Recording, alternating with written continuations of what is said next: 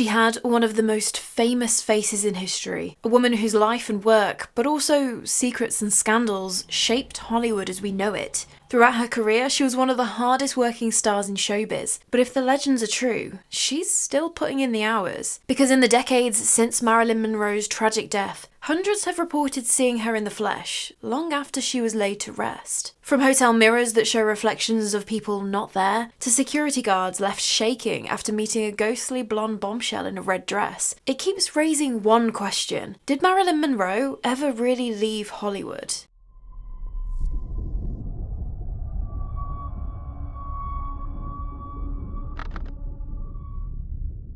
But before she was Marilyn Monroe, she was Norma Jean Mortensen, born on the 1st of June 1926, right in the heart of Los Angeles. Although her childhood was far from the movie star glamour that we associate with her now, it was turbulent and rough. She had a complicated relationship with her mom, Gladys, who did struggle with her own mental health. In January 1934, Gladys couldn't cope anymore and was actually diagnosed with paranoid schizophrenia and spent some time in the Metropolitan State Hospital. Norma Jean became a ward of the state, what she described in her own words as a waif, and spent time in various different homes and orphanages. At age 16 though, the family that Norma Jean was living with at the time was set to move to Virginia for work, but that presented a problem. Because of California laws, Norma Jean couldn't leave the state and go with them. But rather than face the alternative, passed from pillar to post and end up God knows where, like she had for most of her life up to that point, she took a chance at trying to find some stability. The next door neighbours had a 21-year-old son, and if Norma Jean was married, then she wouldn't be the responsibility of the state anymore. So just over 2 weeks after her 16th birthday, on the 19th of June 1942, Norma Jean and James Doherty tied the knot. But during this time, we're well into the Second World War at this point, and just like countless other people, Norma Jean signed up to do her bit for the war effort. She started working in a munitions factory while her husband was shipped out to fight in the Pacific. In late 1944 though, a photographer showed up to the factory where Norma Jean was working, with the aim to take some photos of the women working as a kind of morale boosting, look, I'm doing my part. While those photos didn't end up being used initially, that photo shoot was just the start of things to come. Just a few months later, she quit working at the factory to pursue a career modelling with that same photographer. Not that her husband or mother were particularly thrilled about this choice, but it didn't matter to Norma Jean. She had found something here, something that she could have for her, and so she threw her all into it. She was an extremely hard worker, and she had the look. The agency knew exactly where to place her with her perfect pin-up figure. By early 1946, she'd already been on the cover of over 30 magazines, becoming that iconic pin-up girl. She had the look, the energy, the work ethic. I mean, come on, there was only one natural step that a girl in her position was then going to take. The movies. In 1947, 20th Century Fox offered her a 6-month contract, as initially they weren't actually completely sold on her, but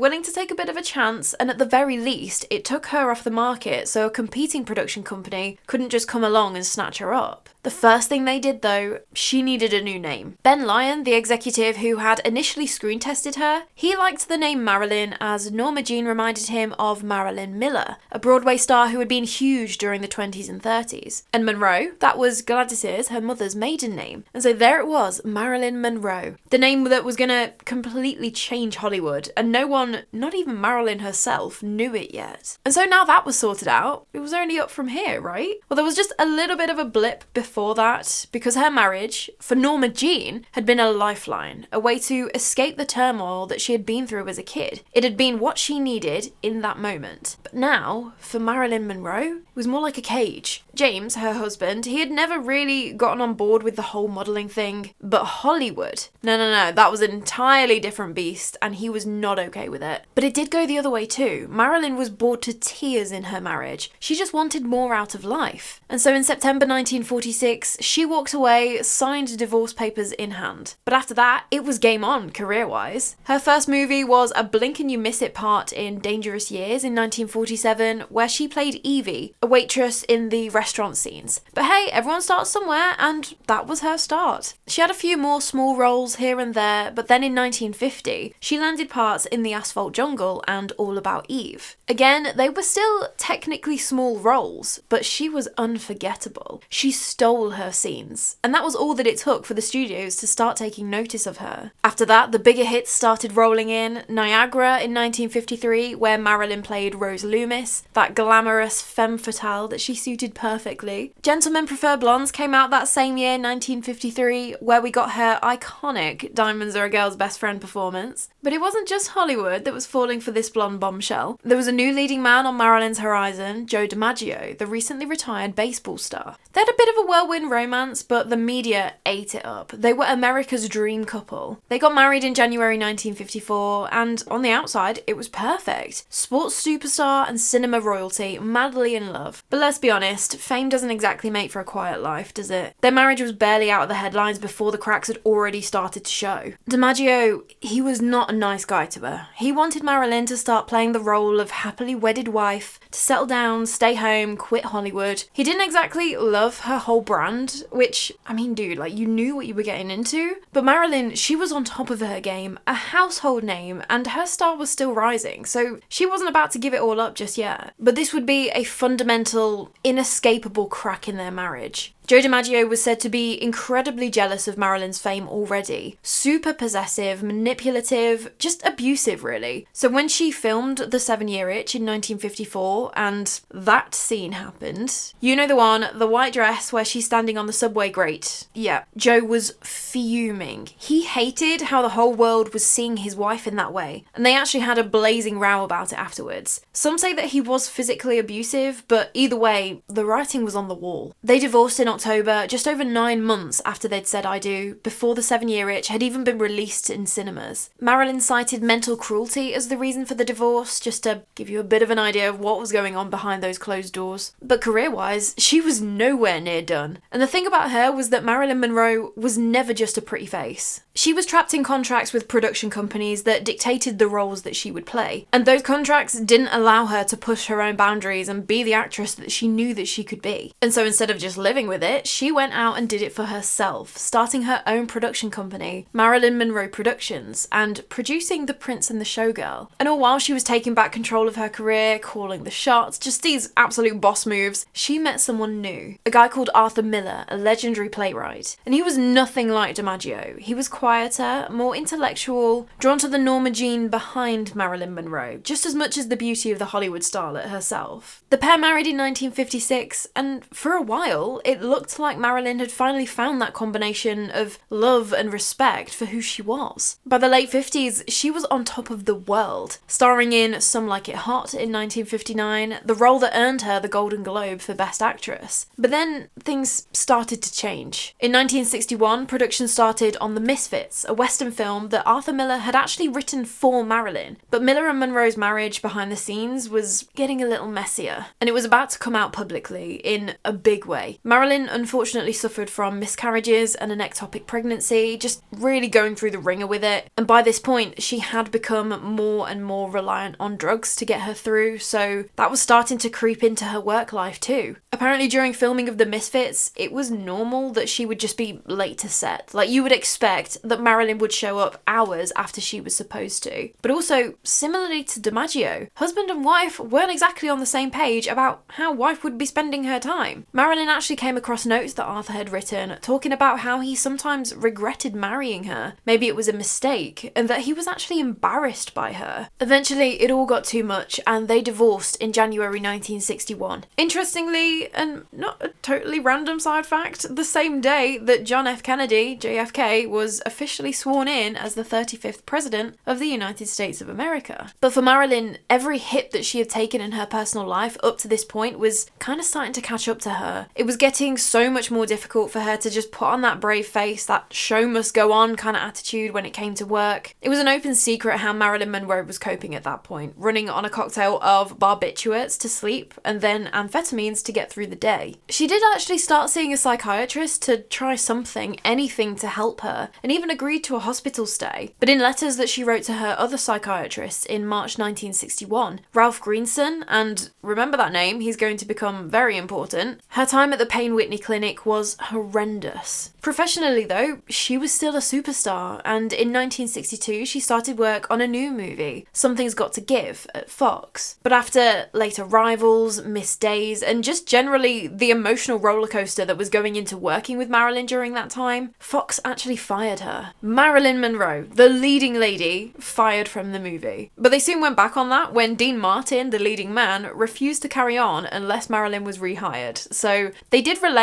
and they got her back. Filming was due to start back up again in October 1962, but she wouldn't make it that far, as on the 4th of August, everything changed. At the time, Marilyn had been living at 12305 Fifth Helena Drive, tucked away in Brentwood, LA. And she'd purchased it in February of that year, 1962, and it was actually the first home that she'd ever bought on her own for herself. And I mean, despite everything that she had been going through, she was said to be hopeful of the future, all of these things, especially after patching it up with Fox, but she was still incredibly fragile. On the evening of the 4th of August, 1962, Marilyn's live-in housekeeper, Eunice Murray, watched as she took herself off to bed at 8 p.m. She locked the bedroom door behind her, and that was that. Nothing really out of the ordinary, and so Eunice herself went to bed after that. But then at 3 in the morning, Eunice woke up and noticed that Marilyn's bedroom light was still on. She could see the glow of the light under the locked door. Okay, that's a bit strange, so she tried to get Marilyn's attention, knocking on the door, seeing if you're okay, but heard nothing back. She kept trying and eventually went outside and peeked through the bedroom window, as the house is a bungalow. And she did not like what she found, and so she called Marilyn's psychiatrist, Dr. Ralph Greenson. Remember him? He raced round and smashed the window to get access into Marilyn's bedroom, where he found her lying on the bed, face down, with empty pill bottles around her. Details start to get a little weird here, as apparently they didn't call for an ambulance straight away, and when emergency services did show up, Eunice was said to just be going about her business, washing bedsheets and whatnot. I don't know, in the early hours of the morning, as you do. But then, if the reports are to be believed, Dr. Greenson told Eunice when he first discovered her that she was already gone by that point anyway. Marilyn Monroe had died, aged just 36 years old. An autopsy was done, and the official cause was listed as a probable suicide based on how she was found and the history of mental health struggles. But if you ask pretty much anyone who's looked at this story, nothing about that night felt straightforward. Despite what the coroner said, there were weird details that her stomach was almost completely empty with no trace of pill residue, which is not how that's supposed to look if that's the case. Some suggested that it wasn't the pills and it was something else, or that a doctor accidentally prescribed something that counteracted with her other medication, but honestly, no one can say for sure. And then there's the whole timing mess. The official story was that she was found at 3 a.m, but there are claims that phone calls about Marilyn started going out hours earlier. Why was that if nothing was amiss until 3? So some people just completely discount the official story and instead think it was foul play, that Marilyn was taken out. Because, of course, there were the Kennedys. The rumours of Marilyn having affairs with both JFK and his brother Bobby aren't really news to anyone at this point. There's even apparently an old BBC interview where Eunice, Marilyn's housekeeper, let slip that she didn't know why she, quote, had to keep covering this up, and then just casually admitted to Marilyn's affair with Bobby. But I mean, we only need to look at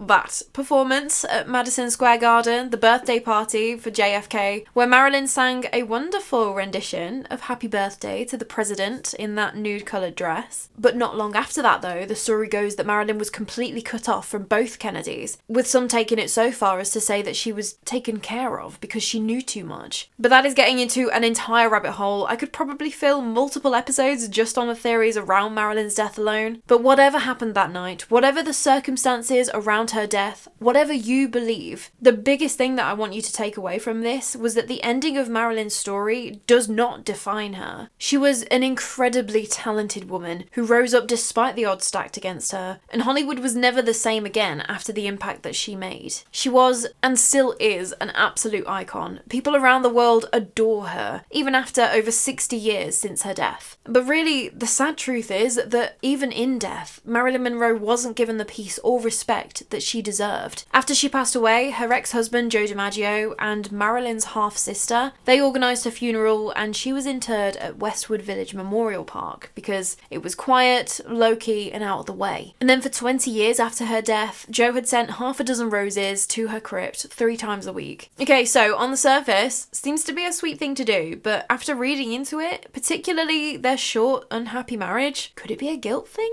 I don't know. Anyway, the crypt next to Marilyn was up for sale for a while. It was empty, vacant, waiting for its permanent tenant, when along came Hugh Hefner. He bought the plot right next to her, despite never even meeting her in life, because, in his words, the opportunity to spend eternity next to Marilyn was too sweet to pass up. I've got a huge issue with this. His whole Playboy empire was kicked off thanks to Marilyn. Not that she got any gratitude, because the first Playboy magazine used her images. He bought the rights to them, but he bought the rights to nude photos that Marilyn had taken back in the 40s when she was a pinup model and when she was struggling for cash. And those photos became the first magazine's centerfold. The magazine came out in December 1953, and so by that point, Marilyn was a megastar, instantly recognisable. But Marilyn herself once said that she never even got a thank you or a single penny from any of it. Apparently she had to buy her own copy of Playboy to see the photos. So now he's resting next to her at Westwood Village Memorial Park. But it gets even weirder. There's another man, a businessman called Richard Poncher, who's interred in the crypt above her. The instructions that he left behind was that he wanted to be interred face down on top of Marilyn. His wife even tried to auction off his crypt for millions, but the sale fell through, and so he's still there today, with what looks like his wife Elizabeth next to him.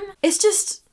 ugh. But this was just the unfortunate ongoing theme of Marilyn Monroe. What she'd encountered during life just carrying on after death. She'd faced predatory men at every turn, and she was open about it. There were stories about her going through things that no kid should ever have to go through when she was passing through foster homes. And then in 1953, she wrote a magazine article called Wolves I Have Known, calling out the way that men in Hollywood preyed on actresses, and how that behaviour was just a thing. It happened all the time to her and other women she knew. Even her marriages, each one ended with at least some of the reason being that she didn't fit into their expectations of what she should be. She was a fantastic actress, but they expected her to just play the role of good little housewife and then got mad when she didn't. So her treatment in death is just absolutely heartbreaking, but in reality, not surprising. So yeah, when you look at everything that Marilyn went through, just used in life and preyed upon in death, it's not hard to feel angry for her. It's heartbreaking. It honestly broke my heart to research into this. I had no idea of half of the things that went on, but she deserved so much more. When someone's life is subjected to so much injustice, is it really any surprise that then there are some out there that say that she's not resting peacefully, and in reality that she never left Hollywood at all? Because she was, and still is, an instantly recognisable icon. Her face, her voice, her work, her energy. There's almost this sense that her story isn't finished with her death. There's so much more to her. And maybe that's why, even all of these years later, people claim to see or feel the presence of Marilyn Monroe in places that she visited in life. And of all the places tied to the Hollywood star, Brentwood is probably the least surprising to be featured on this list, right? Unlike the big hitters, all the touristy Hollywood spots, Marilyn's final home is still a private residence, but that hasn't stopped the ghost stories from coming out. There are claims that Marilyn's ghost has been seen wandering around her garden in the early hours of the morning, with a blonde figure walking through the trees on the property. And a lot of the stories surrounding Brentwood were very much people say, some believe, kind of hard to verify. But there was a very interesting story I found from a previous resident of the Brentwood home. None other than Anna Nicole Smith. Yep, she rented 12305 Fifth Helena Drive. Anna Nicole Smith was a huge fan of Marilyn's. She really looked up to her. And so, I mean, when an opportunity like that presents itself to live in your idol's home, you're gonna go for it, right? In an interview, she went on to say that, yeah, she absolutely loved living in the home of one of her heroes. She felt right at home there. She did have weird encounters in the house, though. She would feel the presence of someone around her when there was no one there. Things would move around, and her son Daniel, he even hated living there. Terrified of the weird activity, did not like it. Some people criticise the validity of that interview, though. I mean, clearly she didn't look to be doing well during it. And so people just say that, oh, you can't trust what she's saying, she made it up and things like that. But then there was an earlier interview which was filmed inside the Brentwood house. Anna Nicole Smith having an interview in the house. Like, kind of hard to argue with that one then. I don't know who, if anyone, is actually living in the house now though, so I'm not sure of any more recent ghost stories. Although hopefully in the future we might learn more. The place was saved from demolition in 2024, so hopefully at some point we we may find out whether Marilyn's still hanging around her home. But Marilyn's next home after Brentwood would of course be the Memorial Park, where she remains to this day. And she's often still visited by fans. People leave flowers and pennies and lipstick kisses on her crypt. But some people claim that they've seen a sort of delicate pink mist hanging around her grave. As far as I can tell, no apparitions of blonde women or anything like that, just this pink haze, especially at night. And it seems more common around the anniversary of her death. And this pink mist has also apparently been seen on the Hollywood Walk of Fame around her star from time to time too. Others claim that if you're around her final resting place at odd hours when it's really quiet, you might get hit with this sudden, overwhelming wave of sadness, or the temperature will just plummet for a moment before going back to normal. Whether that's more to do with people knowing who they're visiting at the crypt and so almost half expecting to feel her presence though, I don't know. But then we need to get into the old school Hollywood hauntings, the ones that you probably hear about on those haunted ghost tours around the city and things, with probably one of the most famous ones being the Roosevelt Hotel. Back in the 1940s, Marilyn Monroe actually lived here for a time, just as her career was really kicking off. And down in the pool area, that was where she had a photo shoot, so it's quite a significant spot really. But the most talked about ghost story with Marilyn at the Roosevelt Hotel is, without a doubt, connected to a mirror. And this mirror used to sit in the Marilyn Monroe suites. It would have been the one where she would have checked out her outfit, fixed her hair and makeup, all of that. And after she passed away, strange stories started to come out around it. In the 1980s, a cleaner was in the suite and she was polishing this mirror when she noticed all of a sudden that there was a blonde woman standing right behind her looking really sad. She spun around expecting to see a lost guest or someone needing help or whatnot, but there was no one there. After that, the mirror was moved to a manager's office for a time, but it's now back out in the hotel and on a bit of a landing in between two staircases, and multiple guests have claimed to see the figure of Marilyn Monroe staring back at them from the mirror. Although no names, no dates, no verifiable information to go with it. But other people claim to have seen Marilyn's spirit in the Roosevelt's ballroom late at night, alone, just dancing like she's reliving a happy moment from her past. The pool is said to be another hot spot, although I couldn't find any specific information, just people feel her presence there. Worth saying though that with the Roosevelt Hotel, it is apparently packed with other ghosts in there too, including Montgomery Clift, who starred alongside Marilyn in The Misfits, so maybe the Roosevelt Hotel could be another story for another day. But just like the Roosevelt, there's another Hollywood hotel that's said to still be frequented by Marilyn herself, the Hollywood Knickerbocker. Although this isn't actually a hotel anymore, it's a retirement complex, so you can rent an apartment here if you're over the age of 62, I think it said. But back in the day, it was the place to be if you were part of the Hollywood elite. Marilyn and Joe DiMaggio apparently loved it, with local legends saying that they spent some of their honeymoon at the hotel after they got married. But then also, once they were divorced, they would sneak in and meet up for a drink in the hotel bar together. And so if you fancy living out your retirement in the old hotel, you may have the chance to run into the iconic blonde bombshell. Because the ladies' powder room, that was said to now be haunted by Marilyn, as the story goes that loads of women over the years have just been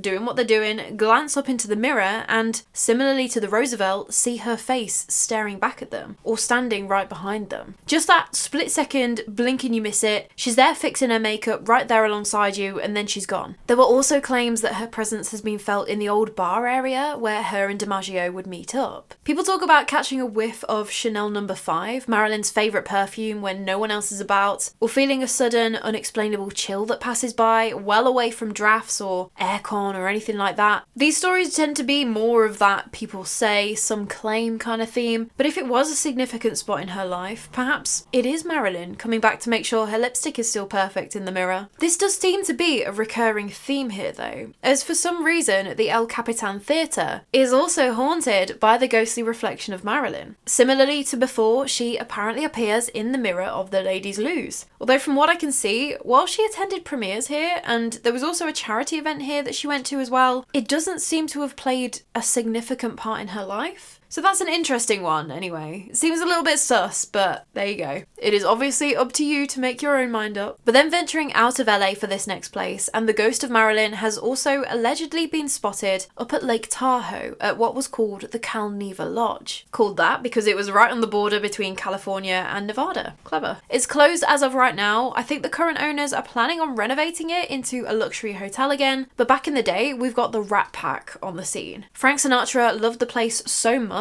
that he actually brought it after splitting up from his wife, Ava Gardner. Just to have a playground for his famous mates. And it was another one of those places. If you were a somebody in Hollywood, you probably wound up at Cal Neva at least once. Marilyn Monroe, who was seeing Frank Sinatra for a time, something that I had no idea about before starting this research, she had visited Cal Neva multiple times, although her last visit hit a little different. It was the weekend before her death, and things were rough for her. The whole fiasco with Something's Gotta Give, her marriage to Arthur Miller in the bin, all of the Kennedy drama, just not good. There were even stories that during this stay in Cabin 3, the lakeside cabin that she always stayed in, she possibly overdosed but was revived. And so now there are a lot of witness reports surrounding Cabin 3 saying that perhaps Marilyn is still here. People have claimed to hear her voice, and apparently one time a paranormal investigator was in the cabin and asked out loud if she was happy now, and they caught a very feminine, breathy yes on tape. I couldn't find the specific recording, so make of that what you will, but there has been a woman singing caught on camera, figures and all sorts captured within the resort. And when the place was operational, guests would leave that cabin in the middle of the night, just terrified by what they'd encountered. And a young blonde woman in a red dress has been seen multiple times. One night, a security guard was called out to reports of a woman crying loudly. When he went to the spot where she'd been reported, expecting to find a guest having a lover's tiff or whatnot, he saw the blonde woman in the red dress. He asked her if she was okay, but she stared straight through him, blank as anything. Okay, so he asked her name, just try and get something, anything out of her. Instead though, she turned and walked straight through a wall. So yeah, that guy was convinced that he'd just had a pretty short, one-sided conversation with the ghost, or at least the residual haunting of Marilyn Monroe. There is something I find interesting about that one though, because not only did the security guy see her, but guests or staff must have heard her for the complaint to be put in. I think Marilyn's old cabin is actually being demolished, or maybe it's already gone. Apparently it wasn't even safe to walk through anymore. But if the hotel ever finishes those renovations and reopens, who knows? Maybe more people will get the chance to bump into Marilyn, or at least catch a ghostly echo of her. But not every story of the ghost of Marilyn Monroe is all about the Hollywood glitz and glamour, and being seen in places that you'd expect to see a mega celebrity at the time. Some of them were surprisingly sweet, if a little sad. Like the story of the Santa Monica Pier. Marilyn used to come down here all of the time, especially in the last year of her life when things were just really rough for her. Obviously, she was still a huge star, so she'd don her full disguise, a headscarf, sunglasses, all of that, so people wouldn't notice her. But one thing I have always wondered, if I see someone like that, headscarf and sunglasses, I would think, oh, they don't want to be spotted. They must be someone famous. So then I would look at them more because I'm like, ooh, I wonder who they are. Are they someone famous? Or maybe I'm just being nosy.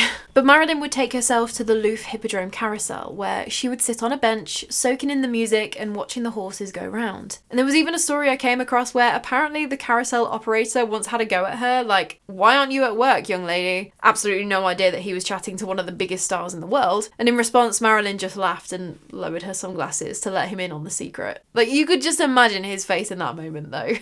But with this spot having clearly such a special place in Marilyn's heart, you can absolutely see why people reckon Marilyn's ghost likes to swing by for a visit every now and then. The legend goes that sometimes, late at night, you might spot a beautiful blonde woman sitting on that same bench in the Hippodrome, gazing at the carousel. But if you look twice, she's already gone, just disappeared into thin air. Some people even claim that there's a soft pink glow around her sometimes. Or, if you're not even looking around to see if in disguise movie stars are about, sometimes you might look into the mirrors on the carousel and you'll see the reflection of her, but if you turn around, there's no one there. But it's not just public places that claim a piece of Marilyn in the afterlife. Even the houses that she barely lived in have their own ghost stories. Take for example a house that if you've spent any amount of time on TikTok, you have probably seen. I know I have. I spend an embarrassing amount of time on that app. I'm talking about the home that Marilyn Monroe rented for a few months with Joe DiMaggio, but today it's inhabited by social media star Jasmine Chiswell and her husband and kid. And if you don't know her, she has pretty much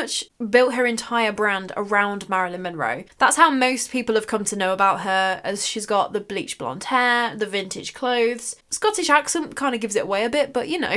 But she's talked about strange goings on in the home a few times on her YouTube channel, and it's classic hauntings. Unexplained footsteps when no one's around, odd voices echoing. And on one occasion, Jasmine's husband spotted a woman walking past, wearing a green top and white capri pants. She had the blonde hair, she was very Marilyn running errands kind of vibe. He went to check the direction that this woman had just walked in, could possibly have just even been his wife, you know? But there was no one there, and nowhere for a living person to have disappeared to. They do say though that the energy in the house is very friendly, positive, harmless, it's not negative at all, although it can be a little unsettling when they're in bed in the main bedroom and you hear disembodied humming and singing coming from the attached bathroom. Totally understandable. Now I know, before anyone starts swinging in the comments, yes, there is talk online about Jasmine's stories, getting details about Marilyn wrong, some people reckoning that she's just playing it all up for the internet, but we can't verify these stories any more than we can verify what's been reported at the Brentwood home, at any of the hotels, so, you know, I just wanted to mention it anyway. And then these next couple of stories, they're even less able to be verified, but for the purposes of me being completely unable to stop talking about ghosts once I get going, now you can hear them too. I came across a 2018 interview with Hayley Steinfeld where she was saying that she recorded her album, or what eventually got released as the Half-Written Story EP, and it was supposedly recorded in an apartment where Marilyn Monroe used to live. But Hayley was alone in the vocal booth and it wasn't set up like a normal recording studio, there wasn't a window into the booth or anything. Hayley and the sound engineer could only see each other through cameras. And they were about to start the track, Hayley was about to sing, phone in hand, when she said that it was just like someone took white paint and just smeared it across a blackboard right in front of her, just as a rush of air blows past her. Obviously, she was very taken aback by this and so dropped her phone, missed the cue to the song, and it's just a whole non-starter, you know? So she asked the sound engineer guy to restart the track, let's just try again, and they get through the rest of the session, all good.